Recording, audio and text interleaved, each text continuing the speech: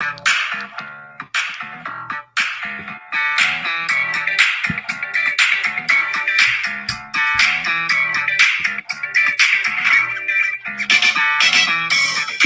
to Vin and Mike, episode 36. Hey, Mike. Hey, Vin. How are you? I'm going great. You know, it's football week here. We've been waiting. We've been waiting a long time for this one. NFL week 1 is rumbling in. It's the a anticipation. lot of excitement. We've been waiting, you know. Like we've told everybody, we started this show towards the end of NFL season. And we've been waiting 9 months like everybody else for it to start back up, and it's here for us, and it's exciting time. So we're all pumped up here. I know you are. Oh, it's the best time of year. You had your college football going on last weekend. Yeah. You got NFL going into this weekend. As soon as you turn around, it's going to be baseball playoffs. Yeah. You cannot beat this. Yeah, the pennant races are heating up, and we'll get into that right after. Vin and Mike is now brought to you by Viggy Bets. Check out Viggy Bets on Twitter and Instagram at Viggy Bets. Right now, if you sign up for a VIP membership, $9.99 for the month, or you can get a yearly subscription for $99.99. And like I say every week, I think that $9.99 a month, especially with college football, like you said, and the NFL kicking in. It is September. It'll take you through your first 4 weeks of the NFL season, your first 4 or 5 weeks of your college football season, and then it also take you through your baseball playoffs. And then at that time, you can make that decision on if you want to continue or sign up for a bigger membership. I think a month is great right now. I know you do as well. I think it's a great deal. Yeah. Our friend Viggy, good thing to sign up for. He knows what he's talking about for sure. Definitely does. He's got he's an analytics guy. He got the whole spreadsheet going. Yeah. You know, he puts in those numbers like Brian Cashman does, and it shoots out this lineup that Aaron Judge leads off every night. But you know, are you a little upset? I see. You know, I think we had this conversation via text over the weekend. Yeah. Especially with our good friend Steve, who we like to have our group text. I call that our Yankee group text. And Steve is Yankees relief. That's very, very adamant about lots of things, you know, especially his feelings on the fragileness of players across baseball. He takes it very much to heart, especially as the doctor in him does. That's right. That's right. Yeah. I also forgot to say that we're on KKFI there in Kansas City. So Pat Mahomes and all those guys, how you doing out there in Kansas City? I hope he's listening. That they listen to us on KKFI. We got to make it out there in the next year or so. Yeah, absolutely. Like I said, Bob Kendrick, who runs the Negro Leagues Museum out there for baseball, is somebody that we know. And, of course, some of our fans that actually do message us from out there in Kansas City. Yes, definitely a place that we definitely have to get to. And, of course, we're here live on YouTube, and you can always catch us on Spotify, Apple Podcasts, and everywhere else that you listen to a podcast. But let's jump right into it. Baseball is heating up. You know, before I even do that, so sorry. You got a lot going on. Our 6 o'clock hour, everybody. New York Daily News Jets reporter Antwan Staley will be with us, and Antwan is going to do segments with us throughout the course of the football season. I tried to get him on, 6 days a week for the entire season. And then, he pushed me back to how about every other week? I mean, you don't want to do 6 days a week with me? Incredible. Absolutely. Have Antwan and his knowledge and being on the field. Can't wait to have him on tonight. Yeah, and he's a friend of the show. He was with us when he was out in Oregon and some of our earlier shows. And so I don't think he wants to talk about Oregon football, though. Right? No, not after that disaster. Well, we could just maybe get a quick little tidbit from him. He is a huge sports fan on top of it as well. All right, so let's jump into it. Yankees 81-54, 4 in the loss column over Tampa. I think a couple of weeks ago, maybe a month ago, we were talking about 14-15 in the loss column, maybe 11. That was double digits. It's really dropped down to 4. It was getting really bad rolling into Sunday. But once again, they figured out a way. It's somewhere around this Sunday, Monday, Tuesday, Wednesday kind of that they win a few games and they take you down a notch or two. But this is a team I still don't think is ready for October baseball. They have way too many injuries right now. Benintendi could be out for the season. We're not sure there. Rizzo's dealing with some severe headaches now. That's put him on the IL. We know Carpenter is still on the IL. We're not sure. Stanton fouled the ball with his foot yesterday. He's out for 6 months after that. But in all seriousness, this is a team that I think right now here, September 6th, is just not ready for October baseball, besides Aaron Judge, of course. But that's my worry. It's not my worry about we're not going to make the playoffs. It's not my worry that we're going to have an epic collapse and not win the division. My worry is we get there and one and done, right? One series done. I know it's just something that bothers me looking at this team right now. A lot of injuries. We don't know where Nestor Cortez is sitting. We don't know where Severino's sitting. There's just so many things. Mike, some of your thoughts. Yeah, Vinny. I mean, it's been the Aaron Judge show. I mean, for sure. Without him, they would be a 500 team. He's carried this team, and we talked about what this team had to do, that you can't expect your pitching to pitch shutouts or 1-run, even 2-run games. You have to have the hitting. And the only person who's been consistently doing that right now is Aaron Judge. The problem was when they lost that game the other night, he hit that solo home run. I think it was 52 or 53, but there was nobody on base. There was no one on base, so they're not going to win games like that. You have to have men on base. You have to get they have to get some hitting. We talked about the strategy of hitting, but you're right. With the injury, they're so injury prone right now, and even people are coming back. They're trying to figure out this lineup, and it's like you're pressing a button, and this lineup keeps rotating every night. You're not getting any kind of consistency. It's just constantly changing. No one can really get adjusted to their positions or the lineup. It's just not working in their favor right now. Now, hopefully, they got a little jolt, with what's happening in the last couple of games. But even with that, they're winning, but it hasn't been exciting. The bats haven't been on fire. It's more of they got a couple good hits by Judge. I know IKF finally, got off his shell, but they have to have more consistent hitting, and they just don't have it right now.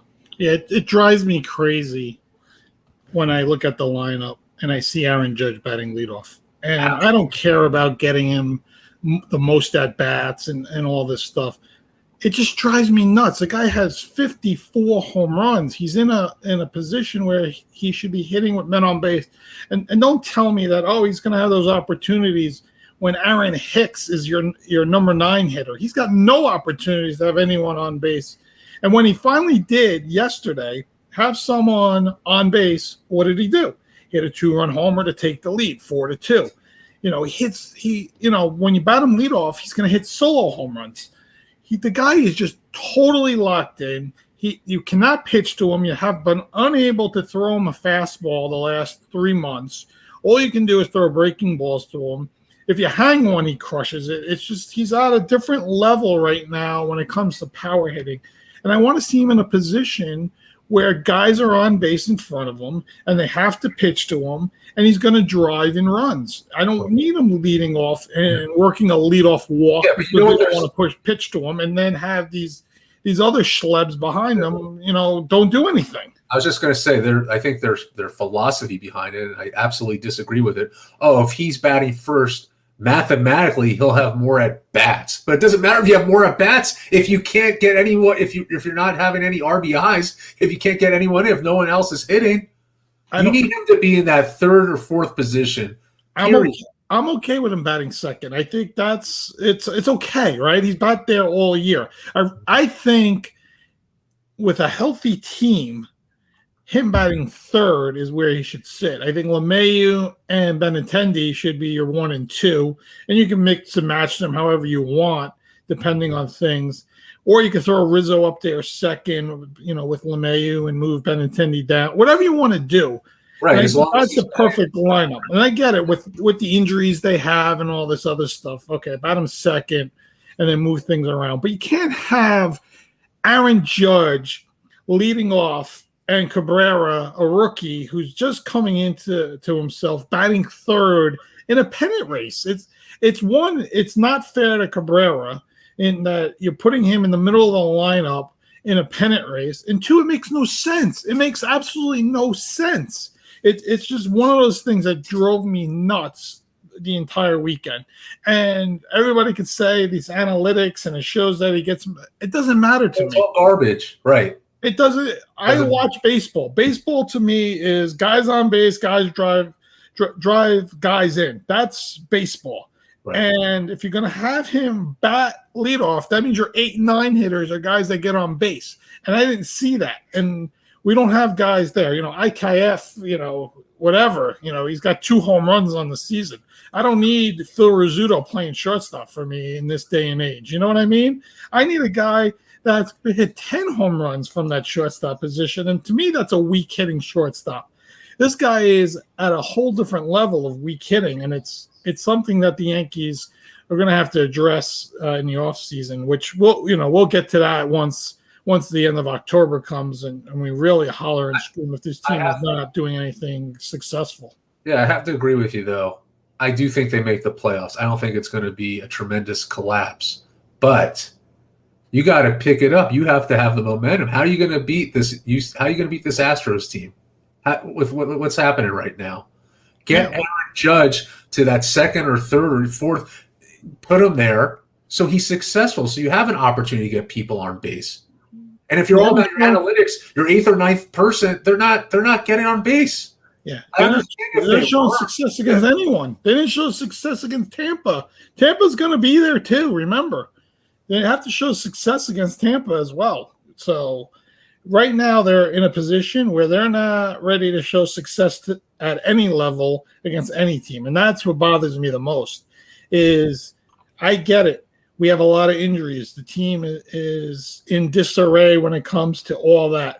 But you have to be October ready. You have to get this team ready for October. Guys are going to have to get at bats here in late September, have to get back on the field and just be ready to go once October rolls in. And that's my expectations for this team. And then once you get to the World Series, I think it's a coin flip because it's going to be the Dodgers, it's going to be the Mets, it's going to be the Braves. And let's go across town real quick, and talk about the Mets, who are now just 1 game ahead of the Braves. The thing that benefits the Mets, and we talked about this, their schedule, besides the Brewers and the final 3 games against the Braves, are all teams well below 500. The Pirates, the Cubs, the Nationals again.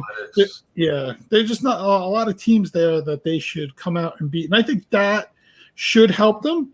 But I would like for them to have a 4-game lead with those 3 games left against the Braves, because I think what that does, it lines up Scherzer and DeGrom for your first round series, right? They get some extra rest. You give them, they both get 7 days of rest. Let's say they're both ready to go game 1 and game 2, and before you know it, you're right there in the NLCS, most likely playing the Dodgers, and hopefully you're lined up again with those 2 big guns and ready to go, and I think that's where, I'll be honest, I think that's where we're heading. I think we're heading into a Dodgers Mets NLCS, and it's going to be that juggernaut of a Dodgers team that's 50 games above 500, who's probably going to win 110 games, going against Scherzer and DeGrom in October. Man, that just sounds unbelievable just saying it, right?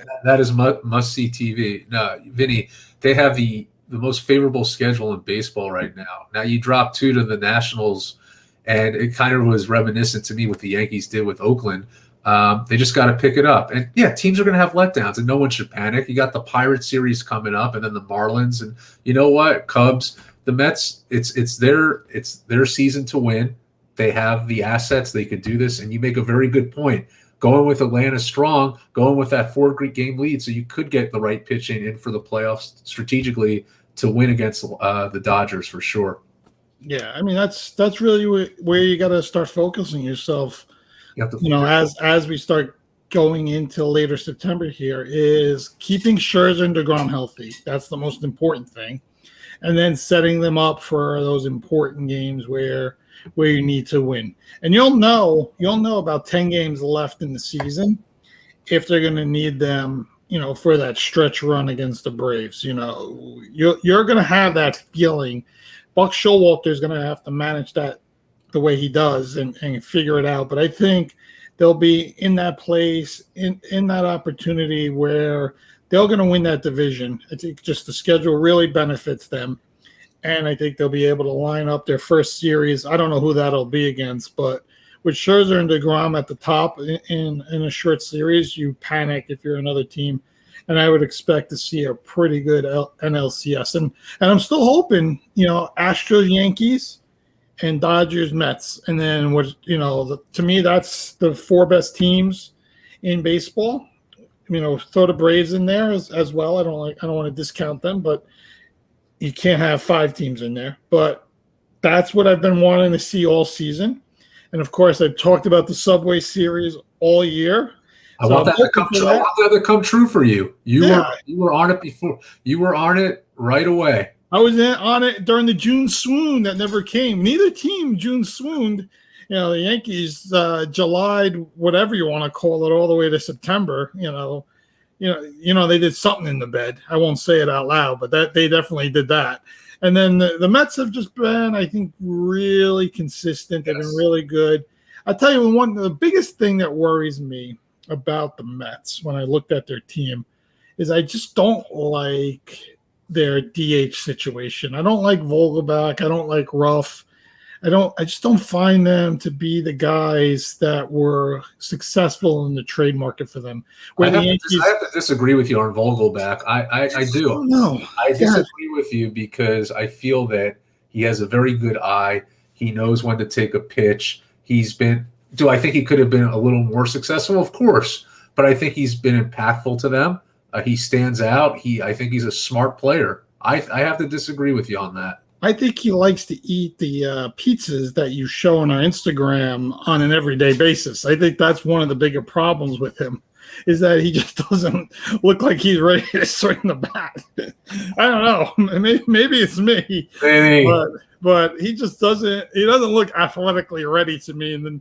And sometimes he's actually quicker than you would think. He has a tough time getting up that first baseline when he hits a ground ball. I want you and him to race the first base, and we'll see who gets there first. Well, I hope so. I think he's at least 20 years younger than me, so I hope he can beat me up first base. I haven't run since 1997. I think Vogelbach has been a great addition to this team. I think they get behind him. I think he's come up with some big hits. And again, I think he's very good at taking a pitch and really being, just knowing when to swing, when not to swing. I think he's a smart player. I truly do. Yeah. I would have hoped they would have solidified that spot behind Alonso a little bit better during the trade deadline. I thought that was an opportunity for them to maybe go out and get a big bat right behind Alonso. And I see what they did. They got a guy that hits right-handed pitching really well and a guy that hits left-handed pitching well. I'm going to platoon them, for the rest of the year. I don't know. I just feel like it doesn't come true for me. I also still don't like them batting McNeil in that 6th position. I'd rather see him more toward the top of the lineup. He's just a good hitter. Every time I watch him play, he just puts the bat on the ball. I just feel – again, certain players in certain parts of the lineup to me are just a little wasted. I want to see McNeil maybe move up the lineup. I know it's hard with Marte and Lindor and all that, but I just feel that they waste them sometimes batting 6th. Yeah. What do you think of Brett Baty? He's a young kid. I think he's got. Do you think he has a lot of potential? Yeah, absolutely. Yeah, he showed it. It's tough. Again, you bring in, like the Yankees bringing up all these young guys in the middle of a pennant race in New York, and you know how the media is inside those clubhouses. They've never seen that amount of media in one place at one time. It's just insanity, and to bring them up when more national coverage is coming and there's more media requests for more coverage of both the Yankees and the Mets as we start getting closer to the playoffs and all that. You have 150 people that are from all different newspapers and online and TV and radio, and they're all in your face, and they're all either from New York or been around New York for 20 plus years. So they got that whole New York aggressive style to them. And a young kid is in there just getting hammered away at sometimes, So I think it's a tough situation when the team's in the playoffs in September, this time of the year. It'd be nice if you bring them up early in the season and, if things aren't going, or if the team's really bad and just give them an opportunity, which, you don't never want to see that. But sometimes for a player that, brings them into the situation a little bit better. There's only a few guys that handle the media the way that Derek Jeter did as a Yankee, or David Wright even did as a Met, right? They just had their way about themselves and were able to do it from being young ball players in those clubhouses. So, but I think he's got a lot of potential. I think he's got that thumb, and he's going to be out. But I'm just saying, he's got a great swing, and I think he has a lot of potential for this team. He's a young guy. Yeah. He's the kind of guy you want, in your lineup. Bring him up. They don't really have a third baseman, right? When it comes down to it, so it's a good spot for him to land and maybe potentially play 10, 15 years for the Mets. I mean, that's what you want. You don't trade these prospects, right? Quote unquote prospects, because you expect them to come up and be with your team for 10 years, right? Right. The Anthony Volpes of the world are expected to play shortstop, for the next 10 years, Oswaldo Peraza maybe goes to second or third base for the next 10 years as a Yankee, Batty goes to third base for the next, that's why you don't make those trades and try to sell them off for a guy that's a superstar, currently, but it's a short-term fix sometimes. So that's why you keep those kind of guys, and I think he's projecting that way. Yeah. So, all right, Thursday night football. Let's jump into this. You should cue that up next time. I will. You got Thursday night football. It is so exciting. I can't believe that the home team, Super Bowl champions, are a slight underdog, although they're projecting the Bills to win the Super Bowl, so it makes sense. But I was a little surprised by that. Yeah, I think that's a little motivation factor, right, for the Rams. Matt Stafford has been, I took a lot of shots at him last year because he just never got there, and he finally did, and has won it. So now he's done everything that you expected him to do, right? Number 1 overall pick out of Georgia, finally gets himself to a Super Bowl, wins it, wins all those big games and does everything you want him to do. And now here he comes out after that, and he's still, somebody that is just not getting the respect I think he deserves. Especially they come back with very similar guys. They have a similar offense. Aaron Donald returns. So I don't know. I think it's a little slight here, especially the first week of the season. But like you said, the Bills are betting favorites across everywhere. Last time I looked on DraftKings, I still think they were plus 600 to win the Super Bowl, which, was the favorite. So they're probably still a favorite to win the Super Bowl. I know they're definitely a favorite to win the AFC. So, and then you look at what the Bills have added. Another year of Josh Allen, who, really showed tremendous amount of talent last year. And they had Von Miller, who they take away from the Rams, right? So, you add Von Miller.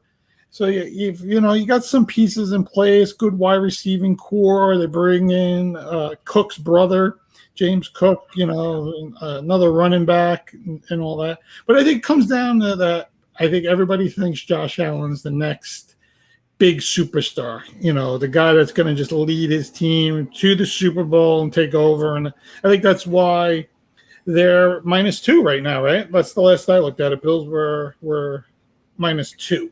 is what I saw.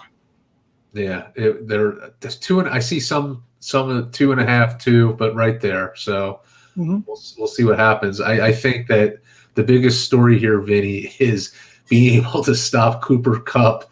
The guy is just unbelievable. The Bills have played more man coverage than they did earlier.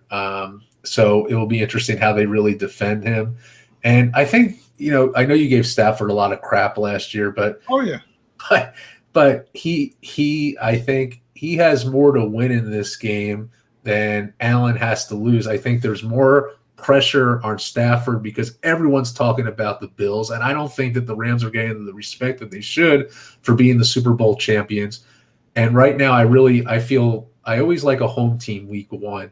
I feel that the Rams have a slight edge, and I think this is going to be a high-scoring game. I think you're going to see something like 28-24 or 38-28. It's going to be a fun game to watch. It's going to kind of been the playoffs of last year, that kind of atmosphere. I truly feel that it's going to be like that. It's going to be a lot of fun to watch them. I think the Bills are still a little shaky in the secondary, and I think that's where you make a good point with Cooper Kupp because Tre'Davious White is still not ready to play. Yeah. And I thought that was a big thing against the Chiefs that impacted them in that game was not having Tre'Davious White on the field. I felt, Mahomes really took advantage of a secondary that was probably a little shell of themselves without Tre'Davious White in there. And I think that's one of the concerns early on in the season here, especially against some of the better teams, better quarterbacks. And again, you take that Stafford-Kupp relationship there, and now you bring in Allen Robinson. As much as, everybody talked about Odell and talked about Robert Woods, Allen Robinson, it was a legit number 1 receiver for a long time, and now comes in there as their number 2. I think that's a huge thing to help, Stafford. And it's hard to double team Kupp the whole game. You can't play that kind of defense in the NFL because he'll throw the ball to the other guys, all day. They don't just single out a receiver, and Kupp is the kind of guy that just runs beautiful routes too. He's always open. That's the other thing, right? Like he always finds a way. It is open in the middle of the field. Like where is somebody around him? Yeah. I can understand not double teaming, but at least get somebody around these guys. I just want to say on the Bills end, I think they should feel confident about their receivers. I mean, you have Stephon Diggs and Gabriel Davis. That's really the core group, but the emergence of Isaiah McKenzie and the tight end Dawson Knox, I mean, it's going to be explosive, and that's why I can't see this game is going to be close. It's going to be a close game because they're pretty much equals on both ends. I just feel I like the Rams in this being the home team. They're going to hang up that Super Bowl banner. The crowd's going to be in it. And I just feel like they have a slight edge. But again, it should be an amazing game. So you like Rams +2? I like Rams +2.5. Yeah. And as a matter of fact, I think I'm just going to bet a money line. Money line. Money line. Rams money line. For Thursday night, people, if you're listening right now, Mike is in Rams money line. We can make fun of him on Friday morning if we want. Just give me a bad Friday morning or a very good Friday morning. Vin, where are you going? Are you going with me or are you going opposite? I'm going to go. I like home teams early on in the season, especially good home teams that are underdogs. So I'm going to take Rams +2 myself.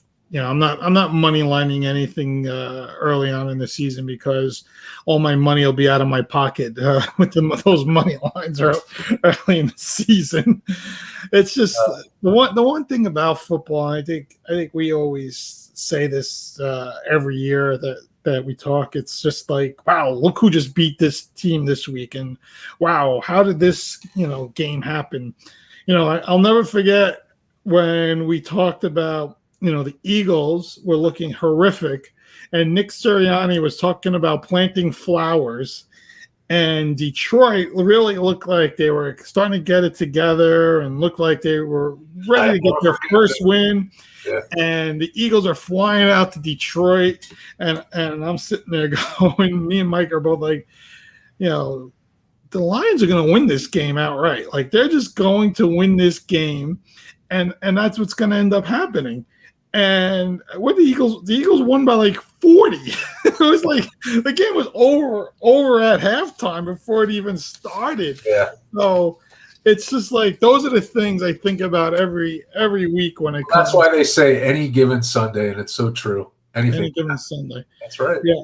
Well, it's our 6 o'clock hour. Antwan will be joining us shortly, but before we have him on, let's get to some of our sponsors here. So the first Sunday of NFL season is here, and DraftKings Sportsbook, an official sports betting partner of the NFL, is giving new customers a can't-miss offer to celebrate the return of the NFL season.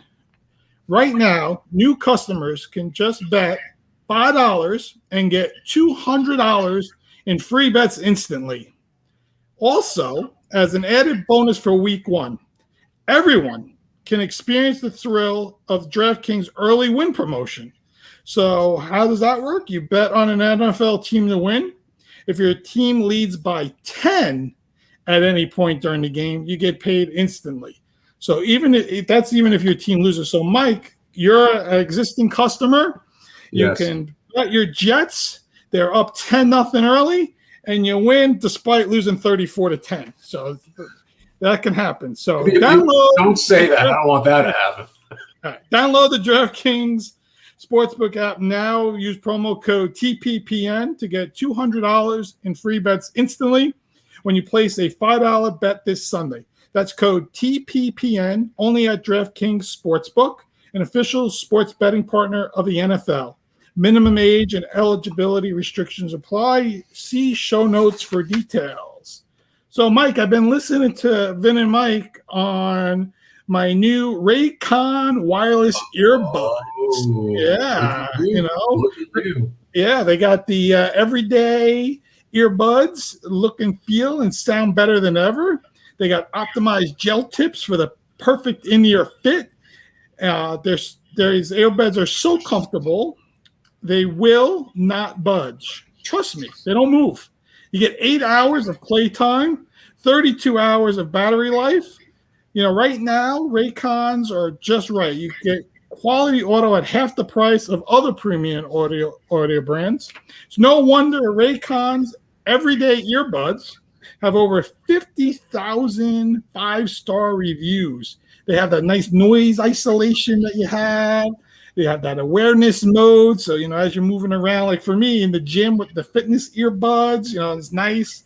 My son's looking at the gaming headphones that they have. So, he's all excited about that. What's also cool about Raycon, if you want to give somebody a gift, they have gift cards too. You just go on there. If you don't know what they like, get them a gift card and send it to them. So for us, go to buyraycon.com/TPPN today to get 15% off your Raycon order. Wow. That's buyraycon.com/TPPN to score 15% off. Buyraycon.com/TPPN. It's a nice little website they set up there as well. So speaking about the Jets, let's bring them on in.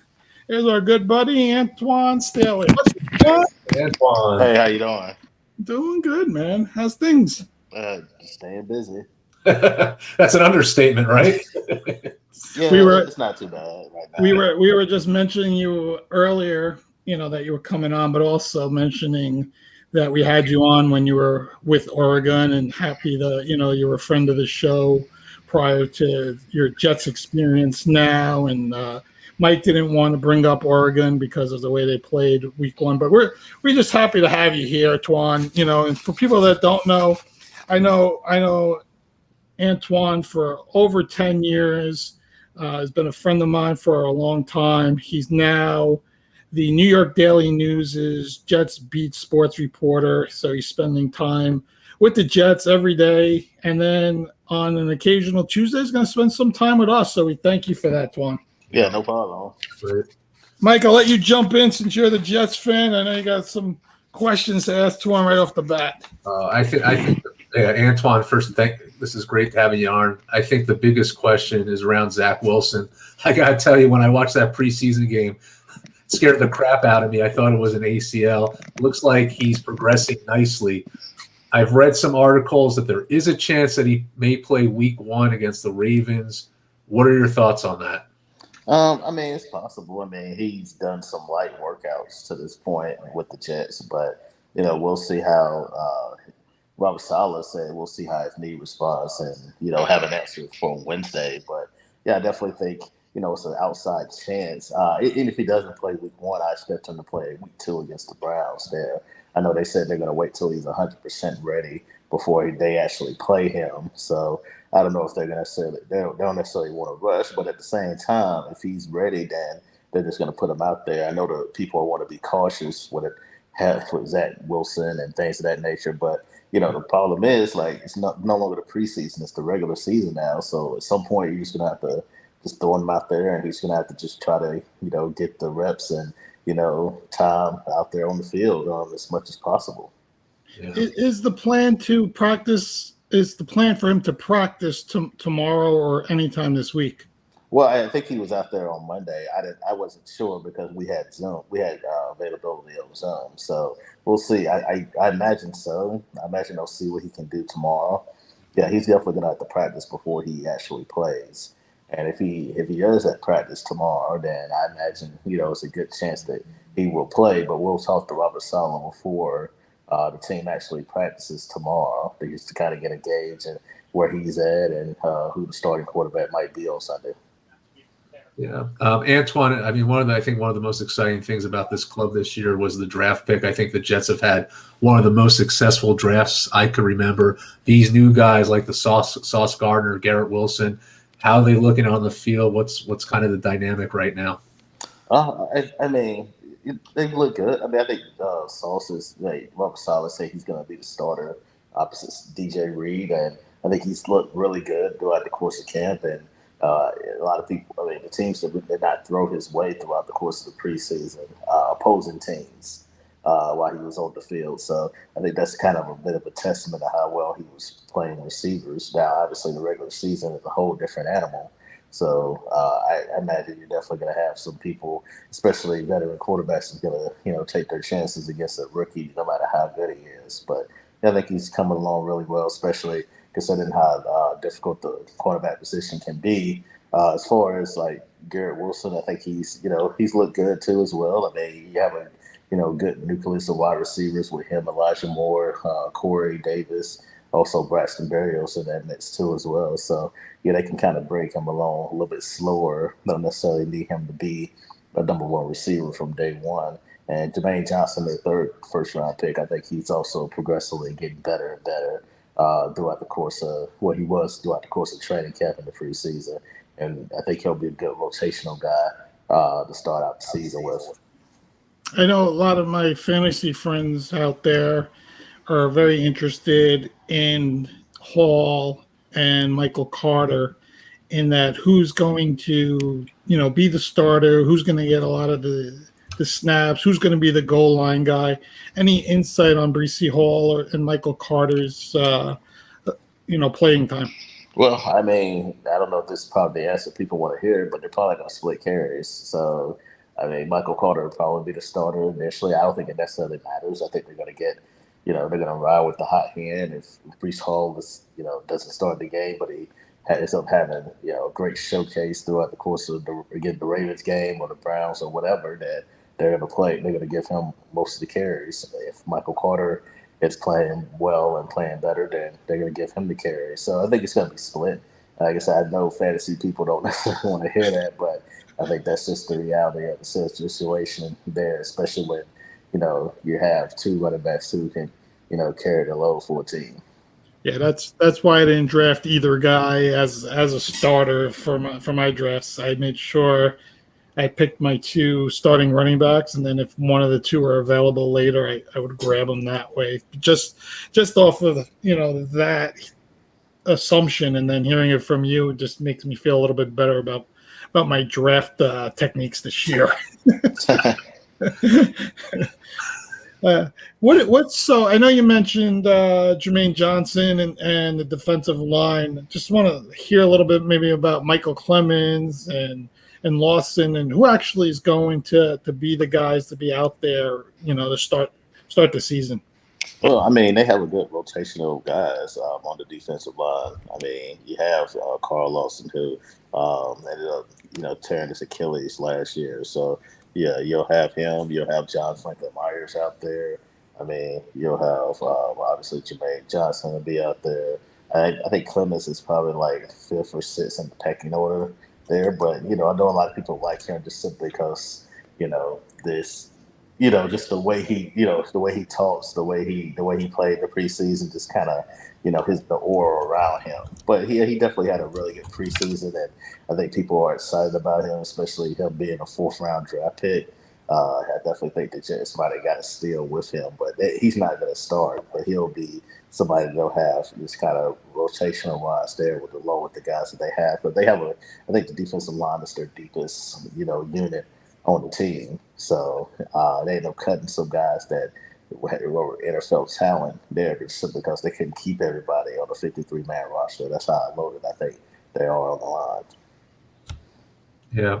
I wanted to ask you, over the years, the Jets have had interesting kickers. Seems to be a huge rotation in that area. What's the Jets kicking situation looking like right now? What can you tell our viewers? Well, I mean, Greg Zuerlein's the kicker, so I mean, he's a veteran. He played with the Cowboys last year. A lot of people remember him with the Rams, and he's had some really good seasons there. He was inconsistent last year with Dallas, but the Jets feel like they've solved their kicking woes with Greg Zuerlein. I think Eddie Pinero, who was also there in the season last year, I think he did a good job too, but he was out with a bit of a back injury, which I think allowed Greg Zuerlein to win the job. So. Yeah, I think that's kind of where we're at, and I guess we'll just have to see if Zuerlein can, regain that form that he had with the Rams instead of the form that he had last year with Dallas, where he was kind of up and down.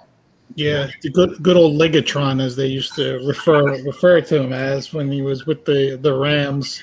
So he had that monster leg before everybody was kicking 60-yard field goals like they do now. He was like one of the first to be a little more consistent at that. So something very interesting that Mike brought up last week, Twan, and I want to get your thoughts on this, is that Sauce Gardner has a sponsorship with Buffalo Wild Wings, and Mike wants to know if he can get some wings if he comes out to camp and comes hang out with you. That is so not true, but I love the question. I do. Well, hold on. What was it about the sauce wings?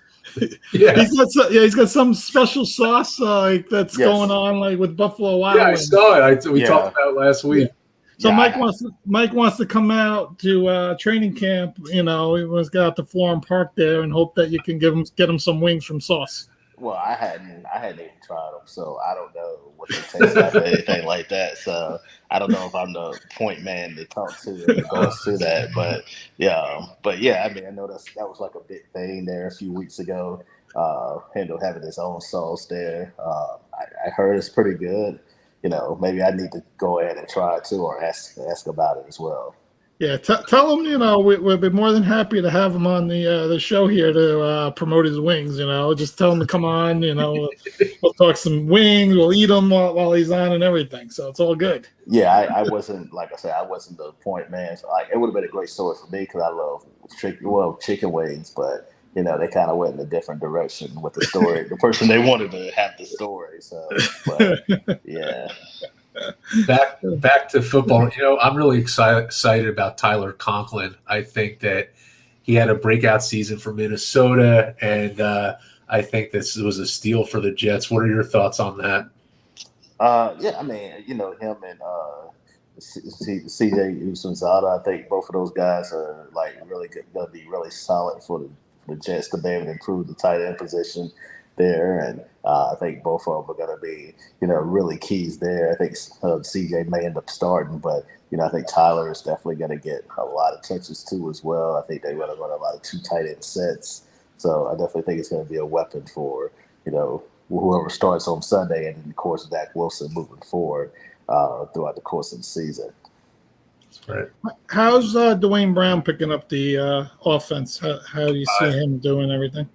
I mean, he already knows this. I mean, he knows the offensive system for the most part because he played in it before previously with the Houston Texans. So I don't think it's necessarily an issue with him. He's a veteran. So yeah, that would probably be the least of my worries. I think the concern would probably be that can they gel quick enough just because they hadn't played together for a long period of time. How quickly can they? But they have a lot of guys that have played football before between him and George Fenn and, of course, Lincoln Tomlinson, who came over from San Francisco.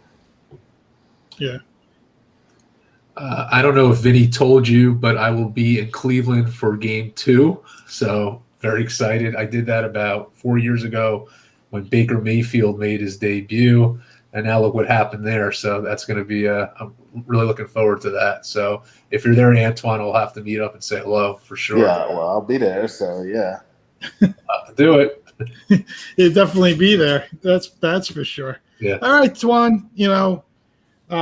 Happy to have you on when you can. On Tuesdays for this segment. Talking Jets. I know the next time we'll have you on will be during the season. We'll try to at that point we'll dig into previous games or games coming up as the season comes along for our audience to know. If anybody has questions for Twan, before we bring them on next shows, please let us know. Tweet to us at Real Vin and Mike, and we'll ask Twan some of your questions. So appreciate you coming on, and we'll be talking soon. All right, y'all sounds good. All right, y'all take it easy. All right, Antwan. Thanks again. All right. See you. All right, that was Antwan Staley from the New York Daily News, who is, again, the Jets beat reporter for them. And like I said, he did things with the Panthers, with the Dolphins, and then he went out to Oregon and covered the. I'm glad you weren't a jerk to discuss that game. No, Mike and I said we weren't going to bring up the Oregon game, but you still brought it up. It's a Jet segment, Yeah, it's a Jet as much as I like to tease him more than anything, but he'll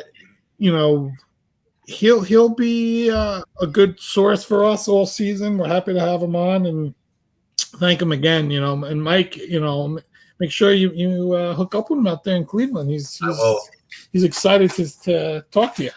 I definitely will do that. It'll be Maybe. a lot of fun.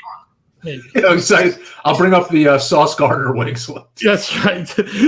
Go stand near the press box and go, "Where's my wings?"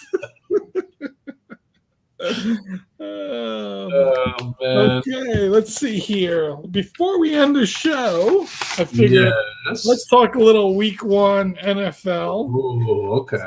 Maybe we'll talk some of the games that interest us that we see. And this week, this Thursday, we're not going to have our Thursday pick show. So what we're going to do is post our picks on Friday or Saturday, and then we'll keep track of it. And then the Thursdays after that, we'll have our pick segment shows. So we'll do that. So for this week, go to our Instagram, either Friday or Saturday. It'll be up there. As you know, Instagram keeps things up for 24 hours no matter what. So that's Vin and Mike Podcast on Instagram. But I'll tell you the game right off the bat that caught my eyes on DraftKings, on the sports book, was Patriots plus 3.5. And it's on the road at the Dolphins. And the reason it caught my eye was 3.5. Had nothing to do with Patriots are going to win. It's an extra half point. Win. I see that being a 3-point game, and I'll take the half point all the time in those kind of games when I feel that it's a 3-point game. So that's the one that caught my eye right off the bat. But I will say I'm kind of interested in New England's offense this year. Joe Judge and Matt Patricia, two former head coaches, two also at one time was with Belichick before they became head coaches and went back. Neither one of them ran offenses as assistants, and now are running the Patriots offense. So is this Belichick being too smart for himself that he's gotten bored with football and wants to decide to try something else? Or does he know something that none of us know, which it seems like Bill Belichick always figures out a way to do things? What are some of your thoughts when you hear no Judge and not Patricia? Listen. See, Belichick seems like he always finds a way. It's so early to tell in week one, but I don't know. I like your thoughts though. These divisional AFC games seem to be, especially in the early weeks, it's going to be close, and I think the extra half point is going to be extremely helpful for plus 3.5. I like that bet a lot. I don't know. I have to research it a little bit more, but I like your strategy on it though, for sure. I do. I figured you were knee deep into your Patriots and Dolphins, wanting to beat them early on and getting ready for your Jets to be at home. Ravens, what's the spread right now on a Jet game? I think it's 6 or 6.5. I saw it as high as 7, so we'll see. I think it depends on the quarterback situation too, and who's going to start for sure. I think that's absolutely going to fluctuate it. So yeah. I'm guessing we'll get more information tomorrow from Antwan on that when they figure out when they speak to Robert Salah early on, and then seeing where they go from there. So that'll be definitely interesting to see, if they're going to actually, even if he's healthy, does he have enough practices under him to be ready for week one? And if he is healthy, do you think Jet fans want to see him out there, week one? For you as a Jet fan, so let's say he's healthy. He's ready to go. He's going to practice Wednesday, Thursday, Friday, right? Ready to go for Sunday. Right. Would you want to see him play week one? Oh, absolutely. I would. And I just think it's just going to put an extra spark on the Jets and what that game means. I would. I mean, I wouldn't want him to go if there was any, still their underlying issues. But if it seemed like he was ready to play and they gave him the thumbs up, then absolutely. Like, I want him on that field. I want him playing. I want him to pass to those receivers they're going to finally have this year. He'll have people to pass to this year, the running game. Everyone's excited about Zach and what he could bring this year. So, yes, the answer is absolutely 100% yes. Yeah, I tell you what I like about what the Jets are doing is that they're not throwing these young guys, except Gardner, who is a legitimate starter, let's just like right out there, right? Like they're giving Jermaine Johnson, a rotation and get out there. Breece Hall and Carter are going to share carries, right? So that's all part of the whole system and bringing these guys together. Garrett Wilson, good bunch of receivers around him. You don't have to make him your number one go-to guy, right? I think there's a lot of depth there. I think it's two years of drafting now when you think about it, right? Because Michael Carter was a rookie last year, right? So you look at some of these guys and then some free agent signings like Corey Davis and Elijah Moore's in his second year. So you look at all that. I think the pieces are lining up there. And then, like we say every year in the NFL, it comes down to that quarterback. And you can see it at every level, at every team, that quarterback needs to be good. And will Zach Wilson be able to take that next step moving forward? And that'll be the big thing. And he's going to stay healthy. And I think the difference this year is that he has people around him that can make him successful. You got Breece Hall, your running back. You had Garrett Wilson as a wide receiver. You got Sauce Gardner as a quarterback. You got Elijah Moore, Berrios. I mean, they've built around him. So it all comes down to him and staying healthy. But they did the right thing in the draft. They're building up these young players. It's exciting. He certainly has the arm. The question is, does he have the discipline, right? Does Zach Wilson understand, like in the preseason game, he could have went out of bounds, right? He chose to get the extra yards and then he got hurt. Does he have the fundamentals to say, you know what, I'll get the couple yards and go out of bounds and be smart about things, right? You got to be very strategic. If he could just stick to those fundamentals, use these players, the Jets are going to be an exciting team to watch this year. I'm certainly looking forward to it. So, yeah.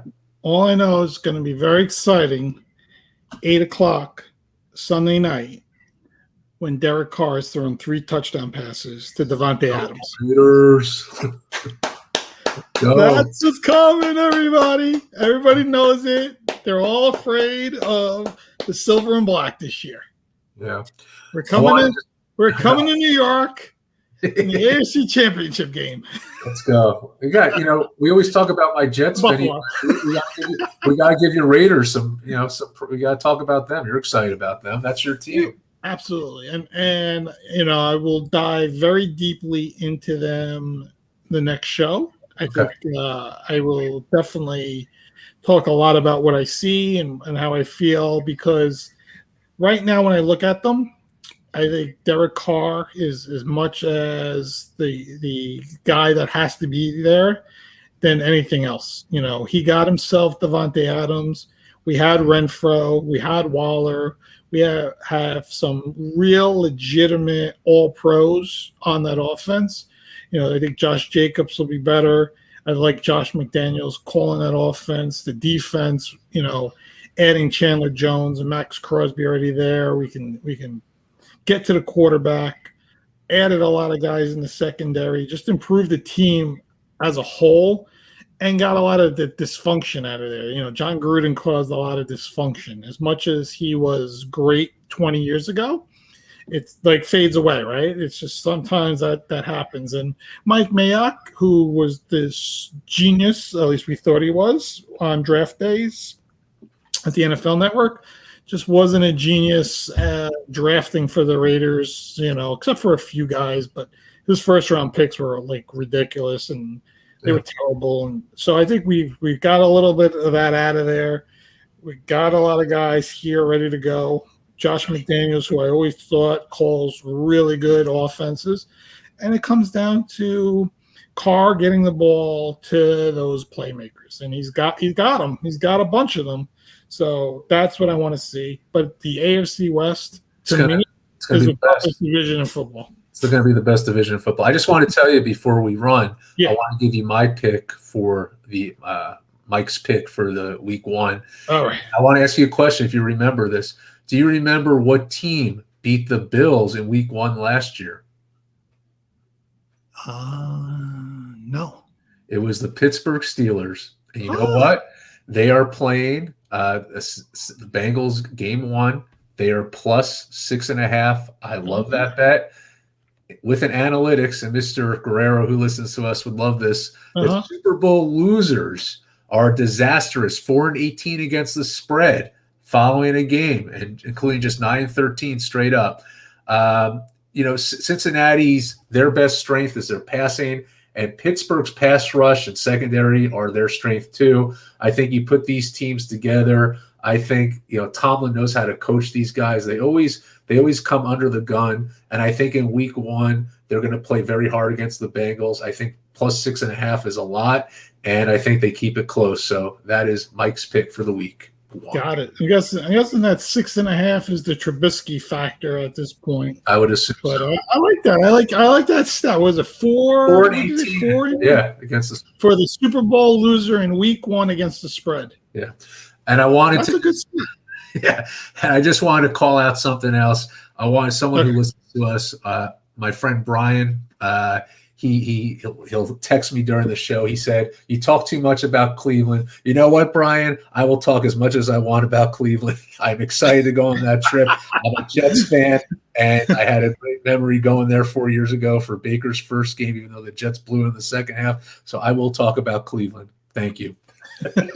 Now, he's a great listener and a great friend, so I love him. And now you get to see Jacoby Brissett next into That's right. So,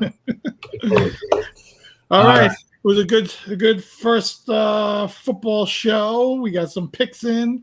Like I said, Vin and Mike podcast there on Instagram to get all our picks for the week.